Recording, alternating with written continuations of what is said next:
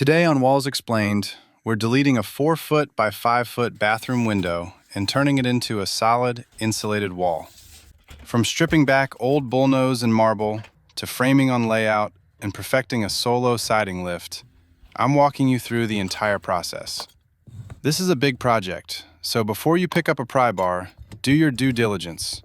Check your local building codes and prioritize safety above everything else. We're going to discuss framing alignment, moisture barriers, and even my last resort trick for seating stubborn drywall. If you're ready to reclaim your wall space, let's get into it. To get this wall right, the old drywall and marble backsplash have to go. I'm stripping it down to the studs to clear out built-up mud and old bullnose corners. It's the only way to make sure the new drywall planes perfectly across the entire window opening without any humps or discrepancies.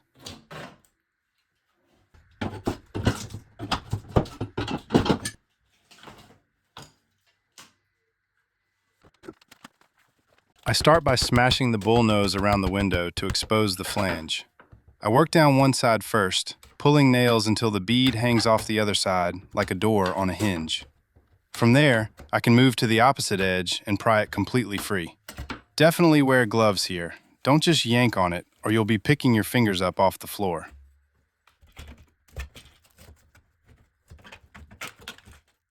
With the bead gone, I can strip the drywall underneath. I always drive my pry bar deep behind the paper for better leverage, popping the sheets free from the nails as I go.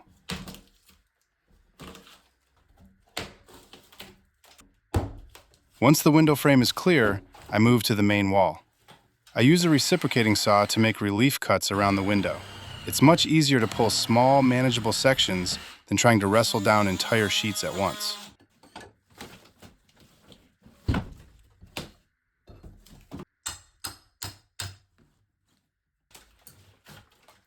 Moving outside, the first step is clearing the trim. I remove the window casing, the horizontal freeze board at the top of the siding, and the vertical battens covering the joints. Stripping these back gives me a clean, flat surface to integrate the new siding later on. A tool I can't live without is my cat's paw. It's designed to dig in and grab those recessed nail heads that a standard bar just can't reach. I use it to start every nail, then switch to my larger pry bar once I have enough clearance. The cat's paw gets the grip, but the big bar provides the mechanical advantage to finish the job.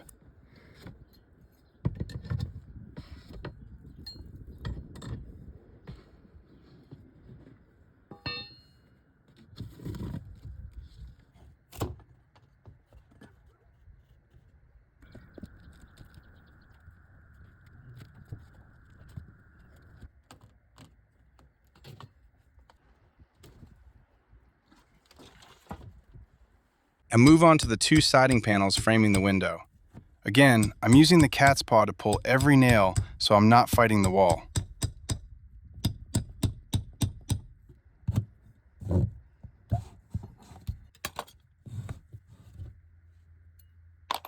These sheets are fastened every 8 inches at the edges and 12 inches in the field, so there's a lot of hardware to clear before they'll come free.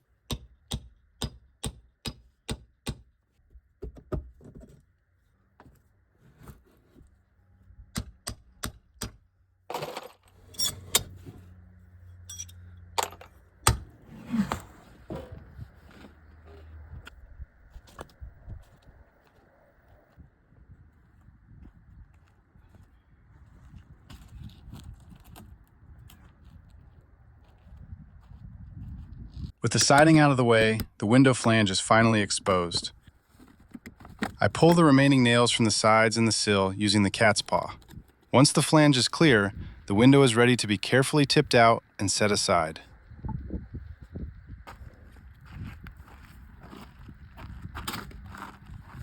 Now for the framing. I'm installing 3 new studs between the rough sill and the header. I make sure to frame these directly in line with the existing Cripples studs beneath the sill, since I know they're already on layout for the home's framing. This ensures a solid nailing surface exactly where the T111 panels will meet. I use a speed square and level to keep everything flush. If your studs aren't perfectly aligned, you'll have a hard time getting your drywall and siding to plane out later. Getting the skeleton right makes the finish work easy.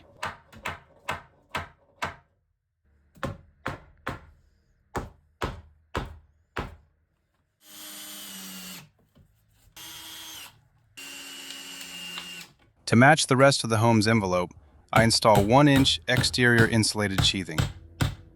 This wraps up the first day of the project, leaving the house sealed and ready for siding tomorrow.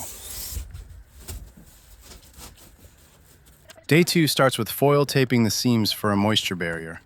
To hang the first panel, I don't even need a tape measure.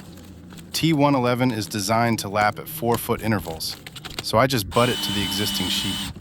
Since I'm working alone, I screw a scrap 2x4 handle to the face of the panel to lift it, then wedge a longer timber underneath to prop it in place. This third hand lets me use both hands to fine-tune the fit before nailing it off with 3-inch galvanized commons. My local code requires nails every 8 inches on the perimeter and 12 inches in the field. The second panel is a 23-inch rip.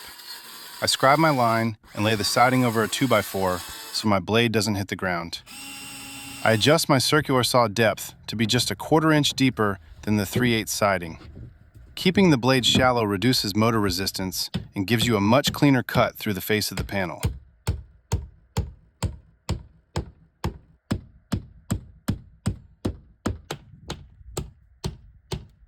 I'm using the offcut for my trim to stay efficient.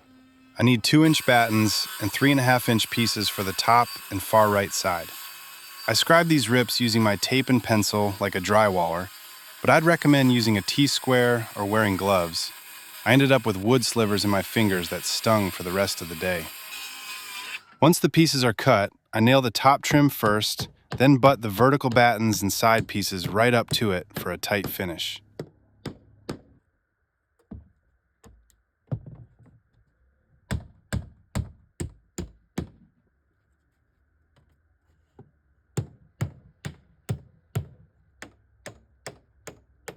To cut the bats, I lay them over a 2x4 and use a T-square to compress the fiberglass, making it easy to get a clean zip with my razor knife. I'm careful to cut these exactly to size. If you leave gaps or compress the insulation, you lose R value, which is the measure of the material's thermal resistance. These R19 bats are a bit too thick for this 2x4 wall, so once they're in, I peel off a layer from the back. This prevents the drywall from bulging and keeps the insulation working at its full potential. I'm measuring my first sheet tight with just 1/8 of an inch tolerance.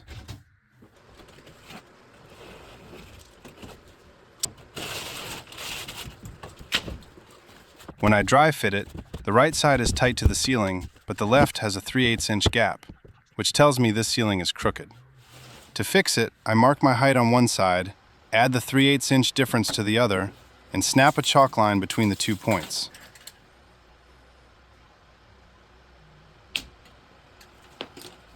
After a quick rip cut, the sheet fits snugly.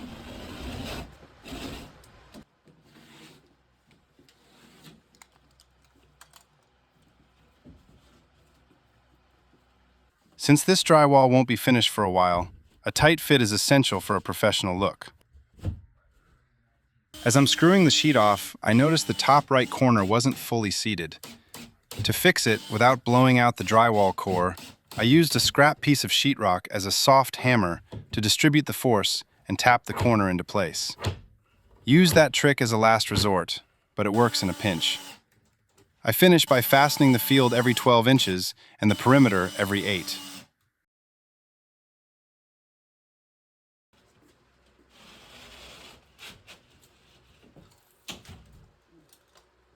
With the final sheet in, the window is officially a wall. If you enjoyed the process, drop a like and subscribe for more. Walls Explained.